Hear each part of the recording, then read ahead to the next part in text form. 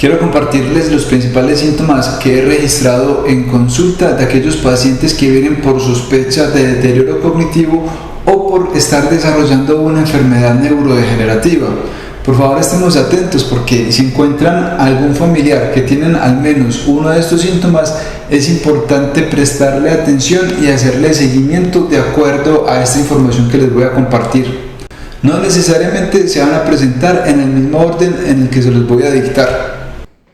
Al inicio, los pacientes suelen quejarse mucho de la memoria a corto plazo. La memoria a largo plazo no suelen manifestar quejas.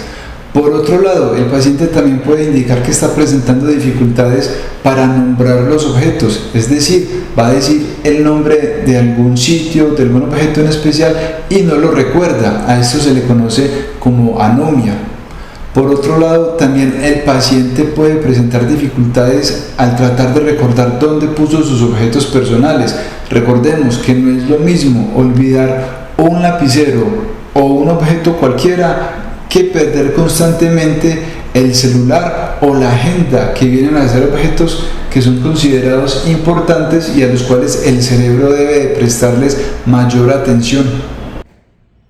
Estos síntomas en la atención, la memoria y la anomia suelen ser el primer tipo de alerta y ya empiezan a volverse un poco más preocupante cuando el paciente empieza a repetir constantemente la misma pregunta o comentario varias veces al día. Por otro lado, los pacientes también pueden tener dificultades para recordar si hicieron una actividad o no, como el hecho de tomarse un medicamento.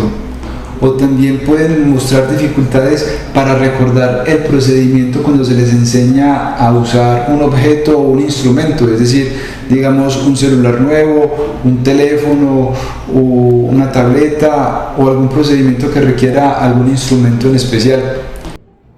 También es preocupante cuando hay antecedentes en donde el paciente se ha desorientado espacialmente, es decir, que se haya perdido en lugares conocidos, o que el paciente prefiere permanecer encerrado en la casa y evita salir.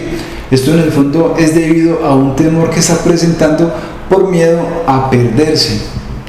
Por esto es importante que constantemente el paciente esté saliendo acompañado y haga el esfuerzo de recordar la trayectoria tanto de ida como de regreso para poder mantener activas estas funciones cognitivas, específicamente en la orientación espacial. Así como se afecta la atención, la flexibilidad cognitiva también empieza a disminuir, por lo que el paciente empieza a volverse más rígido cognitivamente, más inflexible y un poco más temperamental, es decir, se afectan los cambios de humor y se vuelve más irritable, lo que también va afectando el nivel de convivencia. También empieza a afectarse el nivel de independencia, es decir, las actividades que uno hace diariamente por su propia cuenta, como es el hecho de bañarse, cepillarse, vestirse, desayunar, almorzar, comer, tener cuidados en el hogar, lavar la ropa, administrar el dinero, administrar los medicamentos, entre muchas otras cosas. Aunque muchos adultos piensan que las habilidades en lectura, escritura y matemáticas son propias de los niños, estas funciones también empiezan a afectarse en etapas intermedias y avanzadas de una enfermedad neurodegenerativa, en donde el paciente empieza a identificar dificultades o deterioro en su estilo de letra, en su velocidad de lectura y en su comprensión, incluso en la resolución de problemas aritméticos, aún en actividades que son entre comillas sencillas.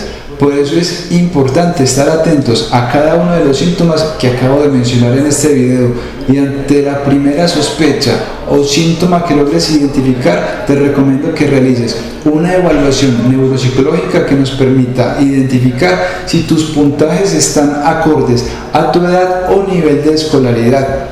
Muchas gracias por haber visto este video y si tienen alguna inquietud, por favor no duden en contactarme.